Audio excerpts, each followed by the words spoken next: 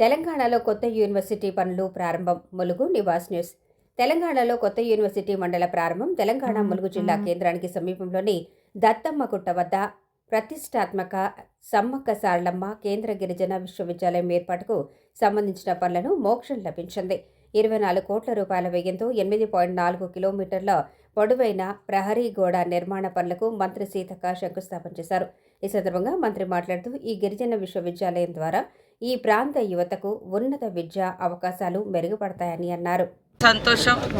మన Mulugu university Sammakka Saralamma tribal యూనివర్సిటీకి మరి ప్రహరీ గోడకు 24 కోట్లతోటి శంకుస్థాపన చేయడానికి మన స్థానిక ఎంపీ బలరాం నాయక్ గారు, అదేవిధంగా ఆదిలాబాద్ ఎంపీ మన గూడెం నాగేష్ గారు, ఇతర అక్కడ లోకల్ వీసీ గారు, కలెక్టర్, ప్రజాప్రతినిధులు అందరం కూడా పార్టిసిపేట్ చేయడం జరిగింది.